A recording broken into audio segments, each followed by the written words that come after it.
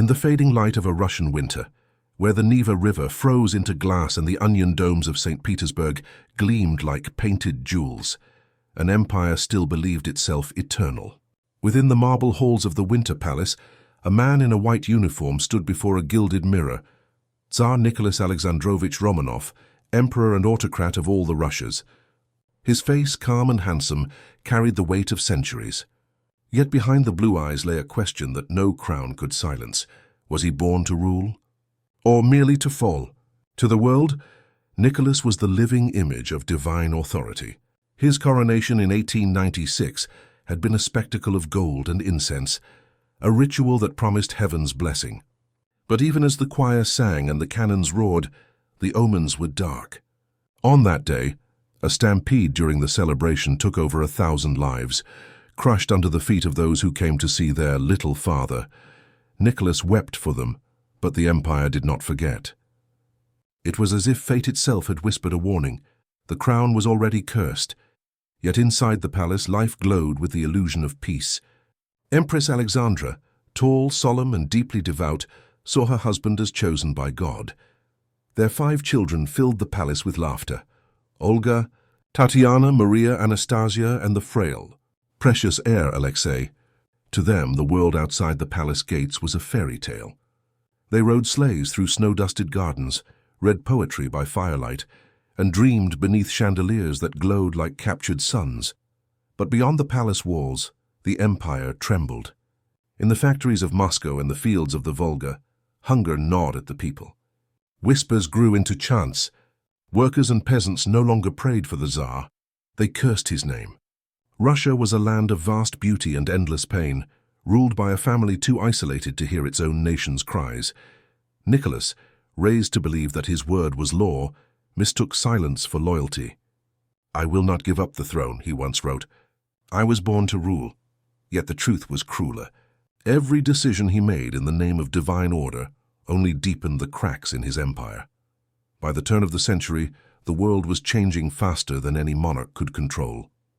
Revolutionaries met in secret, printing pamphlets under candlelight.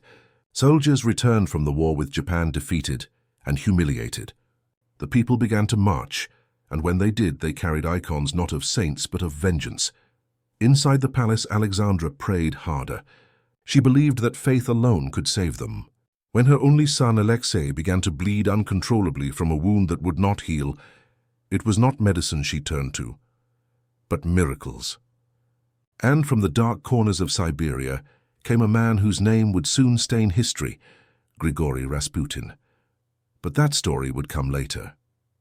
For now, the empire still glittered in twilight. The Romanovs dined beneath ceilings painted with angels. Music echoed through the halls where portraits of their ancestors stared down in silence. Yet something unseen had shifted. The air inside the palace had grown too still, too perfect, too fragile. To those who lived in that moment, it might have seemed that Russia would last forever, that the snow would always fall softly upon its golden domes, that the Tsar's children would always laugh in the gardens, that love and faith would protect them from the storm. But history has a cruel sense of beauty, for even as the lamps of St. Petersburg glowed against the night, a fire was already kindling, not in the hearths of the palace, but in the hearts of the people.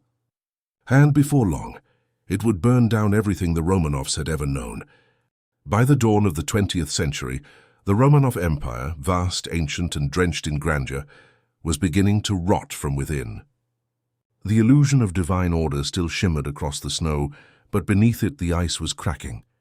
Nicholas II ruled not as a tyrant of fire and fury, but as a man paralyzed by his own faith in destiny. He believed that to yield was to betray God, yet every refusal, every hesitation brought his people closer to despair. The world was no longer the world his ancestors had ruled. Trains carved through the frozen steppes. Telegraph wires carried news faster than any royal decree. Cities pulsed with workers whose hands built the empire, but whose stomachs starved for bread. The peasants who once bowed to portraits of the Tsar now muttered curses under their breath. And still, Nicholas wrote in his diary of family picnics, of sunsets over the palace lake, of the sweet laughter of my daughters. He was a gentle man, trapped in a merciless age. And mercy, as Russia would soon learn, was not a luxury history allowed. In 1905, the simmering tension finally erupted. Thousands of workers, led by a priest named Father Gapon, marched through the icy streets of St. Petersburg toward the Winter Palace. They carried icons and banners, not weapons. They sang hymns and begged to see their little father, the Tsar they still believed would hear them. But Nicholas was not there, and his soldiers, frightened and confused, opened fire. The snow turned red that day. Bodies lay scattered before the palace gates, their blood steaming in the cold. The massacre would be known as Bloody Sunday. And in that single moment, something sacred between ruler and people was shattered forever. The empire trembled. Strikes erupted, mutinies spread through the navy, and revolution flickered across the land. Nicholas, shaken, reluctantly granted limited reforms, a parliament a whisper of democracy, but when it challenged his authority, he dissolved it. The Duma was born in compromise and died in pride. At home another storm brewed, one of faith, fear, and desperation. The hemophilia of young Alexei, the heir to the throne, had become the family's silent curse. The boy's slightest bruise could spill his life away. Alexandra, consumed by dread, prayed until her knees bled. And when medicine failed, she turned to mysticism. That was when Grigory Rasputin entered their lives, a peasant mystic with wild eyes, tangled beard, and a voice that seemed to pierce the soul. To the empress he was a miracle worker. To the court he was poison. His presence spread unease through the palace like a contagion. Ministers whispered. Nobles mocked. But when Rasputin prayed over the dying Alexei, the boy recovered. From that moment, Alexandra believed he was sent by God. Rasputin's influence grew, and with it the empire's disgust. He drank, he sinned, and yet he held the ear of the Tsarina. His name appeared in rumors that stained the royal family. And Nicholas, and too gentle to confront, too loyal to distrust his wife, allowed it to continue. The monarchy, once the moral heart of the nation, became a spectacle of superstition and scandal. Then came the war. In 1914, as Europe descended into chaos, Nicholas made a decision that would seal his fate. Against all advice, he took personal command of the Russian army. He left the capital and left the throne in Alexandra's trembling hands. The front lines devoured his soldiers. Millions died in the mud and snow, their letters home unanswered. They fought not for victory but for survival. The Tsar's image, once sacred, became the face of their suffering. Back in Petrograd, Alexandra ruled through Rasputin's whispers. Ministers were fired, generals replaced, chaos reigned. The nobility despised her, calling her a German spy, a foreign witch. The people starved while she sent telegrams begging her husband to trust our friend. By 1916, the empire was collapsing under its own weight. Food riots spread, soldiers refused to fight. In the Duma, voices cried for change. And in the dead of winter, as snow buried the rooftops, the inevitable happened. A group of nobles, desperate to save the monarchy from itself, decided that Rasputin must die. They lured him to a palace, fed him poisoned cakes, shot him, beat him, and finally drowned him in the icy Neva. But even in death, Rasputin's legend refused to fade. His prophecy, that if he fell, the royal family would fall soon after, began to haunt them. Nicholas returned from the front too late to save his dynasty. The war had drained the nation of blood and hope. His generals no longer obeyed. His ministers no longer believed. The people no longer cared. By February 1917, the unthinkable became inevitable. Crowds filled the streets. Soldiers joined the protesters. And from the telegraph lines of Petrograd came the message that would echo across history. The Tsar has abdicated. Nicholas Romanov, descendant of emperors, ruler of 1/6 of the earth, signed away his crown with a steady hand. He wrote in his diary that night, "All around me treachery, cowardice, and deceit." But what he did not yet realize was this: the empire he had lost would not die quietly. And neither would he. When the crown fell, silence descended upon the Romanovs, a silence thicker than grief, more suffocating than fear. They were no longer the rulers of Russia. They were now its prisoners. From the grandeur of palaces, they were confined to narrow rooms and shuttered windows. From the cheers of subjects, they heard only the echo of boots in the corridor. Nicholas, stripped of his titles, signed his letters simply as Nicholas Romanov. He still believed that decency, humility, and faith would spare them. He told his daughters that Russia would remember them kindly one day. But the Russia beyond their prison walls had forgotten. The empire that once bent to his will now belonged to the revolution. The family was moved from Tsarskoye Selo to Tobolsk, a frozen exile deep in Siberia. The journey itself was a cruel pilgrimage through a nation in ruins. At every station, they glimpsed the wreckage of their old world. Peasants in rags, soldiers with hollow eyes, children begging for bread. Sometimes people bowed. More often they spat. Yet within their captivity there remained a strange tenderness. The Romanovs, Nicholas, Alexandra, Olga, Tatiana, Maria, Anastasia, and little Alexei, tried to keep life orderly. The Tsar chopped wood. The Empress mended clothes. The Grand Duchesses baked bread and tended to their brother. In photographs taken by their guards, they still smiled, the ghosts of their own dignity. Outside, chaos reigned. The provisional government that replaced the Tsar crumbled within months. The Bolsheviks seized power under Lenin's banner, promising peace, land, and bread. For the Romanovs, that promise meant only one thing: isolation. In the winter of 1918, they were moved again, this time to Yekaterinburg. Their new house was a two-story building surrounded by high fences and guards. The Ipatiev house, renamed by the Bolsheviks as the House of Special Purpose. It was there, behind whitewashed walls and locked gates, that the last act of their story began. Life became smaller with each passing day. The family was forbidden to open their windows or speak to passers-by. They ate what the guards gave them: black bread, watery soup, and sometimes nothing at all. The luxury that once defined them was replaced by monotony and uncertainty. The Tsar still wrote in his diary every night. His words were no longer those of a ruler, but of a father trying to keep his family's spirit alive. Played bezique with Alexei. Olga read aloud from the Bible. The weather fine. Alexandra, frail and anxious, clung to faith. She prayed for deliverance, not for herself, but for her children. The girls kept journals too, filling pages with quiet dreams of gardens, books, and freedom. They sewed clothes, read novels, and whispered songs late at night when the guards were drunk. Sometimes they heard laughter outside, soldiers mocking their old titles. Sometimes they heard gunfire in the distance, the echo of a country tearing itself apart.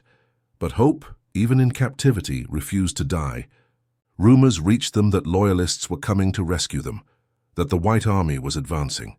The family packed their things more than once, waiting for the knock that never came. Each disappointment eroded their strength, yet Nicholas never allowed despair to take hold. "We are in God's hands," he told Alexandra, "and no power on earth can change that." In truth, power had already changed everything. To the revolution, the Romanovs were no longer people. They were symbols of oppression, of tyranny, of everything the new world wished to erase. The debates in Moscow were not about mercy, but about necessity. What to do with a family whose very existence might ignite rebellion. As the front lines drew closer to Yekaterinburg, the Bolsheviks grew desperate. The White Army was only days away, the guards whispered among themselves. Orders came in secret, sealed and cold. Inside the house, the Romanovs sensed it. The guards grew harsher, the rations smaller, the prayers quieter, and yet even in those final days there were moments of haunting humanity. The girls played with their cat. Alexei laughed when Nicholas lifted him into his arms. The Empress arranged wildflowers in a jar. The Tsar, once ruler of millions, carried buckets of water from the well with his daughters by his side. It was a portrait of love surrounded by doom. On the night of July 16th, 1918, the family gathered as usual. They read the evening prayers. Alexandra kissed each of her children good night. Outside, thunder rolled across the Urals.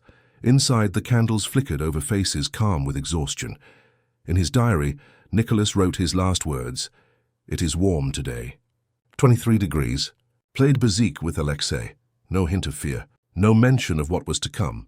The guards were already preparing the basement. The orders were already signed. The dawn, when it came, would bring not salvation, but silence." It was the early hours of July 17th, 1918. The city of Yekaterinburg slept under a heavy, rain-soaked sky. The streets were quiet, the air thick with the smell of damp wood and iron. Inside the Ipatiev house, the House of Special Purpose, the Romanovs were awake. They did not know why. A guard knocked on their door just past midnight. He told them to dress quickly for their safety. The White Army, he said, was approaching, and they were to be moved. Nicholas nodded, calm as ever. He helped his sick son Alexei to his wheelchair. The girls gathered their few remaining possessions, a pillow, a book, a locket, a small dog. Alexandra whispered a prayer under her breath as they descended the narrow staircase. In the basement, the air was cold and close. A single light bulb hung from the ceiling. The guards shuffled nervously as the family entered. Nicholas, Alexandra, their 4 daughters, Alexei, and a few loyal attendants. Nicholas asked politely for chairs for the women and for his son. They were brought. The Tsar looked around the room, bare walls, a small window, shadows flickering under the weak light. He thought this strange for a transfer, but he said nothing. His instinct, always one of duty, told him to obey. They waited. Minutes passed. Then the door opened again. The Commandant Yakov Yurovsky stepped inside with a paper in his hand. His voice was flat, rehearsed. "Nikolai Alexandrovich," he said, "your relatives have tried to save you, but they have failed. The executive committee has decided to execute you." Nicholas blinked once, twice, as if trying to understand. "What?" he said softly. "What did you say?" Yurovsky raised his pistol. The silence shattered. Gunfire exploded in the small room, deafening, chaotic, merciless. The first shot struck Nicholas in the chest. He fell without a sound. Bullets tore through the air, ricocheting off the walls, the floor, even the hidden jewels sewn into the daughters' corsets. The smoke was so thick the guards could hardly see. The room filled with screams, coughing, confusion. When it was over, there was only the smell of gunpowder and blood. But not all were dead. The guards realized the girls were still moving, protected cruelly by the diamonds and pearls stitched into their bodices. Yurovsky cursed and ordered bayonets. The work was brutal, clumsy. It took long minutes before the room fell completely silent. The small dog barked once, and then it too was still. It was 2:33 a.m. when the execution ended. The Romanov dynasty, which had ruled Russia for more than 300 years, was gone. What followed was not ceremony, but concealment. The bodies were loaded into a truck under the cover of night. The wheels sank into the wet earth as they drove out into the forest north of the city. The guards argued about what to do, panicked and drunk on adrenaline. They stripped the corpses, tried to burn them with acid and gasoline, buried and reburied them when the ground gave way. It was not the burial of royalty, but of secrets. When dawn broke, the Ipatiev house stood empty. The city awoke to whispers. Some said the Tsar had been moved. Others said he had escaped. The Bolsheviks issued vague statements. The former Tsar has been executed. His family's fate is being decided. But no one knew the full truth, not then. The revolution could not afford martyrs, so it buried not only bodies but names. In Moscow, Lenin said little. The act was presented as a grim necessity, the final severing of the old order. But even within the ranks of the revolution, there was unease. Some wept in secret, others drank themselves numb. None could erase the image of that small, dim room, where an empire ended with the crack of pistols, and yet even in death, the Romanovs refused to fade. Their ghosts lingered, in the eyes of refugees, in the songs of peasants, in the prayers of old believers who crossed themselves for the souls of their lost Tsar. Rumors multiplied. Anastasia had survived. The boy had escaped. Somewhere a Romanov child was waiting to reclaim the throne. In truth, the empire had moved on. The revolution had swallowed its makers, its ideals devoured by suspicion and power. The new Russia rose from the ashes of the old, iron, ruthless, and godless. But the story of that night in Yekaterinburg became something more than history. It became a wound that never quite healed. Decades later, when the Soviet Union tried to erase the past, the people still whispered their names. When the walls of the Ipatiev house were finally torn down in the 1970s, the earth beneath it was already sacred. And when at last the bones of the Romanovs were found in the forest, weathered, incomplete, nameless, Russia wept. In 1998, 80 years after their deaths, the remains of Nicholas, Alexandra, and 3 of their daughters were laid to rest in the Peter and Paul Cathedral in St. Petersburg. The old imperial anthem played once more. Bells tolled over the never. It was not a restoration, only remembrance. A priest murmured a final prayer. For those who have fallen not by sword, but by hatred, may their souls find light eternal. The world had long since changed.